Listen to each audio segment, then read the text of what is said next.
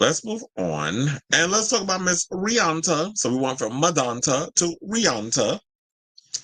So Rihanna's first album in 8 years is set for release finally. And rumors are swirling that she's also in talks for Glastonbury. The 36-year-old songstress, say that 10 times fast, is allegedly preparing for the release of the follow-up to Anti, which came out 8 years ago, according to a well-placed music insider who spoke to The Sun on Monday. Rihanna's region of fans have been clamoring for new music from the hitmaker ever since she released her eighth studio album Anti in 2016, and they could also get a chance to catch her live as she's reportedly set to headline the 2025 edition of Glastonbury in England. So, for those of you not familiar with Glastonbury, Glastonbury is basically like Coachella, but way more fun, and they be having like a better lineup, quiet as it's kept.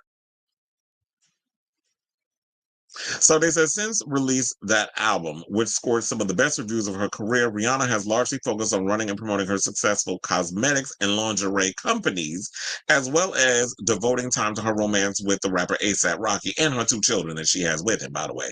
The Lovebirds welcomed a son named RZA in May of 2022, following their other son, Riot Rose, in August of 2023. Saying it's been a running joke how long Rihanna's ninth album has taken to be released, but finally the wait is almost over, the insider said. They claim that Rihanna has recorded songs during featuring loads of different people in the past few years, including with collaborators Alesso and Diplo. So we can, because I was sitting over here thinking, okay, so what type of sound sonically, what are we about to get from Diplo and what are we about to get from Alesso? Alesso does a lot of house music. So could we be getting like kind of that Ibiza sound of dance music? Because Quiet as It's Kept, that's who Katy Perry should have worked with instead of some damn Dr. Luke with them dated ass dance tracks. She always got to catch a damn stray when it comes to with us talking about the dance stuff. And Diplo, who knows, we could probably get some Major Lazer ass type stuff, or we could just be getting like, what he gave with Madonna. So I'm imagining that it might be an amalgamation of sounds. And really do hope, because remember at one point we were supposed to get the dance hall type stuff. I do hope that she plans on exploring that genre still, but giving it a little pop sheen, a little electronic flourishes, that sort of thing, because Rihanna is that crossover artist at this point. And I feel like prior to Anti, she was sort of like she was like a window shopper in regards to music, or a blank canvas. Like she would just, I like that song, I like that song, I like that song, I like that song. They put it on a thing and she'd sing it and sell it, and y'all just be like, whatever. But I feel like Anti, in my opinion, is the album that really showed her artistic creativity, in my opinion. So they said the singer-songwriter had allegedly fitted between multiple genres, or flitted is the word, between multiple genres as she tried to craft her sound, though fans may never end up hearing her aborted experiments. Well, hopefully I do believe that that there is some experimentation on the album, like the root of it, saying she has gone from pop to reggae to hip hop to everything in between, the source continued. But because she wanted to sound fresh, and because of where Rihanna is at her life, practically everything was scrapped. They noted that some of the songs have been reworked and repurposed for the final version of that, what I just said. Because I was like, I'm hoping they still keep the essence of that, because music sonically changes over the years and it evolves. But if you still feel like there's a couple of songs that you're like, there's some potential here, you can rework it in other ways where you can still make it sound fresh and new. So they said songs have been reworked and repurposed for the final version of the album, but the majority was canned completely when she went back to the drawing board earlier this year. Rihanna has been back in the studio for a while, and things are now finally coming together, the insider added on a hopeful note.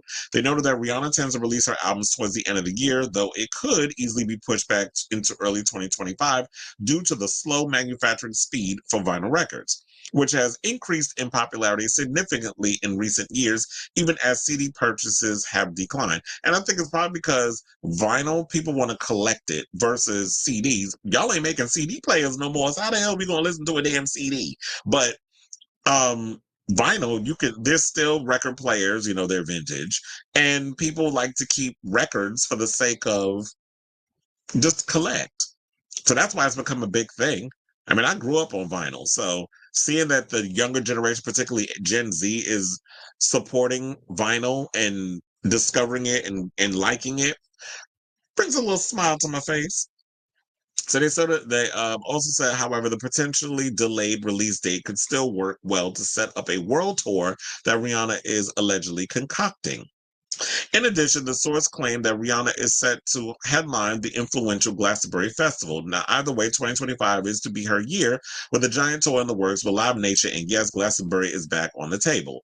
Because at one point, remember, she was supposed to do Glastonbury, um, I think in 2023, like last year, but I think she had to leave. She couldn't do it because she was pregnant.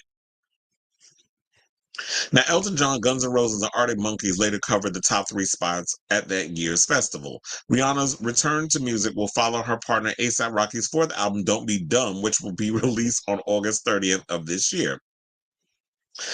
He has so far released multiple advanced singles from the LP, including Dumb DMB, which I guess is done, Shitting Me, Riot, Rowdy Pipin', and Same Problems. Last month, he released another single as a promo for his debut fashion collection, American Sabotage, that featured vocals by their 2-year-old son, RZA. Meanwhile, one of Rihanna's next big projects is to produce Paramount Animation's The Smurfs movie. They said that she's also going to be in the movie as well, but she's voicing Smurfette.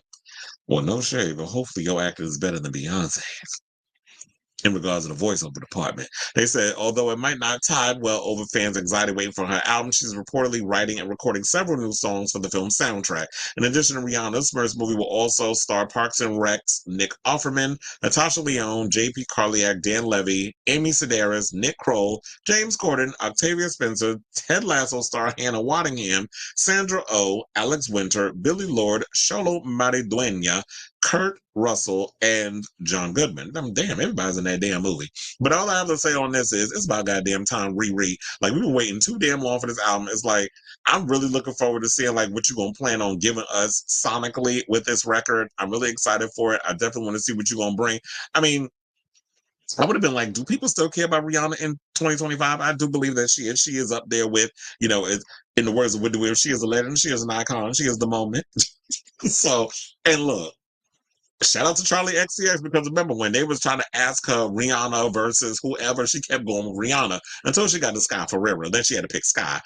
And I am a Sky Ferreira fan. But for the most part, she was like Rihanna, Rihanna, Rihanna. Like Rihanna is that girl. And Rihanna is somebody that Charlie XCX lives for and looks up to. And I think Rihanna has inspired a lot of pop girls to be like, you could do pop but also be edgy and take risks sonically with your music. So I do think there is a hunger for Riri and some new music. And I'm definitely looking forward to seeing what she's gonna do when she gets to Glastonbury. Hopefully they stream it live on the YouTube. Cause who getting all the way? I can't go all the way over to the UK and see her. I mean, I might have to.